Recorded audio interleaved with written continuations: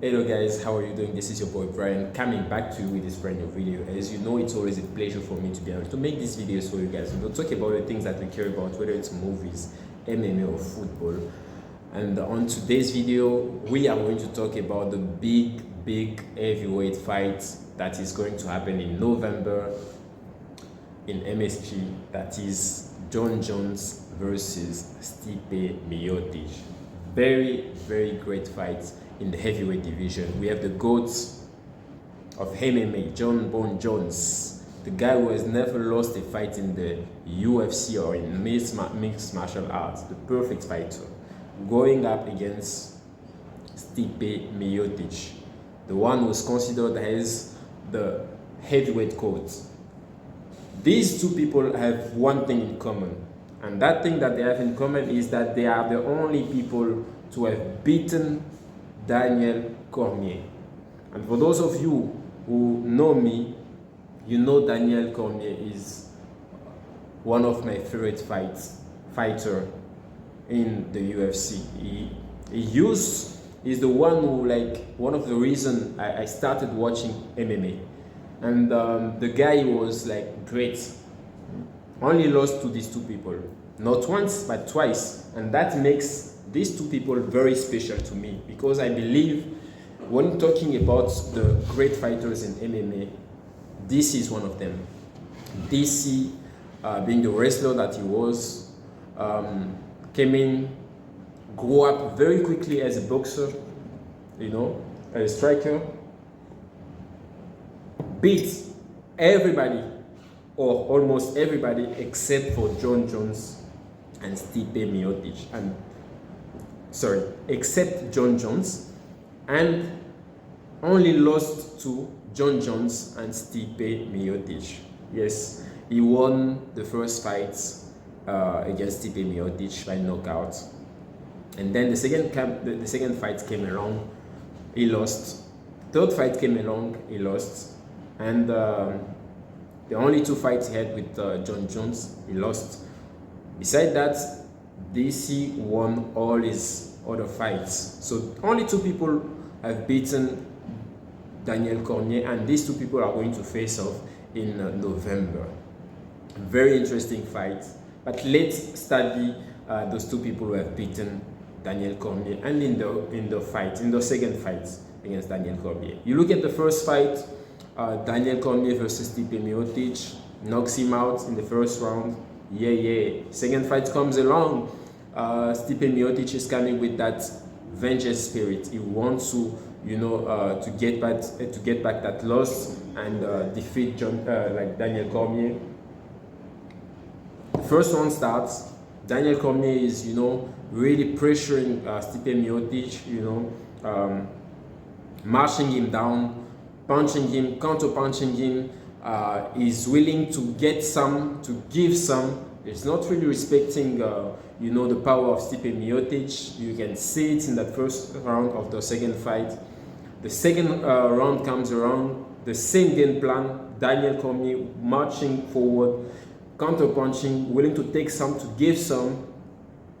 The third round happens, but the second round is a bit more competitive. The third round comes along, also very competitive, but Daniel Cormier is taking those risks. He's coming forward, marching forward, willing to take some, to give some.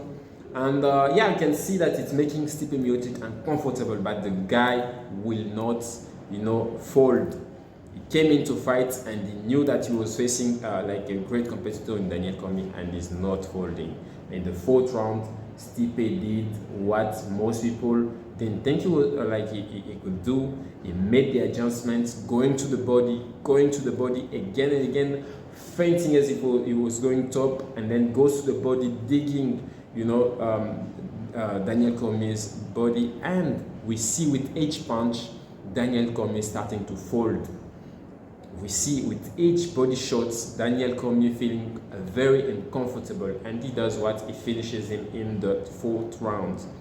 What allows him to finish Daniel Cormier is that adjustment that he sees and is able to, apply in that fourth round, and is able to win.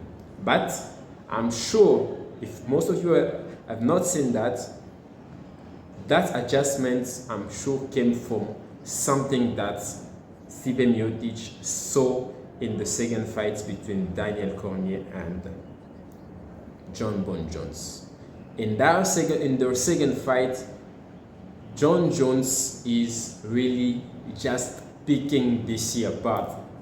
DC versus Jon Jones. DC trying to close the distance. Jon Jones is keeping it at bay with the oblique kick, with the body shots. You can see it. Watch that footage. I'll try to put the link in the description below. Going for, the body shots. Going for, he's really kicking him everywhere. That's one thing that only Jon Jones is really able to do, keeping him at bay, keeping that distance, oblique kick, body shots.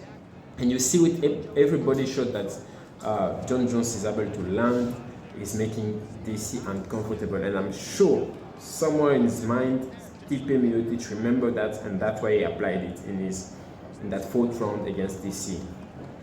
And then, of course, the finish that Jon Jones is able to come up with in that second fight with the head kick, and then the swipe, and then the combination that folds DC and finishes him. So two people who have been able to beat DC twice. The first fight between Jon Jones and DC loses. Not a really competitive fight. Jon Jones wins. Oh yeah, the second fight, I thought it was going to be a little bit more competitive, but Jon Jones made it look easy again. Very good fight. Jon Jones wins again. Go to the Stipe versus DC. For 3 times, DC wins the first fight by knockout. The second fight, Stipe wins by TKO. And then the third fight happens. It's a little bit more competitive. Of course, DC had that, lost a little bit of his eyes. He was not really seeing, but it was competitive. The third fight was competitive between, Stipe Miocic and, DC. And I believe if DC didn't have that incident, that fight was going to be even more competitive. Don't know who was going to fight to win that fight ultimately, but yeah, it was going to be a very competitive fight. So the only 2 people who have beaten DC are going to face off in the octagon in November. Who do I believe is going to win that fight, and why? I believe when it comes to anyone facing Jon Jones is always going to be the favorite, in my eyes or in anybody's eyes, because Jon Jones is just the perfect MMA fighter. He can do it all. When God was creating the perfect MMA fighter, he looked at it and he said, I'm going to create Jon Jones as the perfect MMA fighter. Not the prototype of the perfect MMA fighter. No, he is the perfect MMA fighter, because I believe even in years to come, no fighter will be better than Jon Jones in doing it all, in mixing it up all. So I'm saying, like, you can be a better striker than Jon Jones. You can be a better wrestler than Jon Jones. You can be a better submission artist than Jon Jones, a better grappler than Jon Jones. But you cannot be a better mixed martial artist than Jon Jones. That guy is perfect. As a fighter, he's the perfect mixed martial artist. He can do it all. He can mix it up so well. So for that reason, I believe Jon Jones is always going to have that edge. Plus, he's younger than Stipe Miocic. Stipe Miocic, I believe, is closing in to like 41 years old now. He's about to be 41 years old, or he's 40. So that also will play a very big dividends in favoring Jon Jones. But let's remember one thing here: both fighters haven't been really active in the very past 2 to 3 years. Stipe Miocic, since his defeat to Francis Ngannou, went back home and took some time off, and now this is his time to come back. He's coming back. We don't know how he's going to come back, how his body is going to react, how he's going to feel inside that octagon being 40. And Jon Jones also, he was out for 3 years. I don't really count that Sirigan fight as in like something that can let us know how Jon Jones feels in the heavyweight. So that fight was very short, less than a minute. I think a minute or a minute 40. He was able to finish Cyril Gane, get a submission. So we didn't see much from Jon Jones. So I believe if there are some factors that can help or allow Stipe Miocic to win the fight against Jon Jones, it's only going to be him being able to push Jon Jones like really farther into those later rounds, because we don't know how Jon Jones is going to feel getting into the second round in the heavyweights.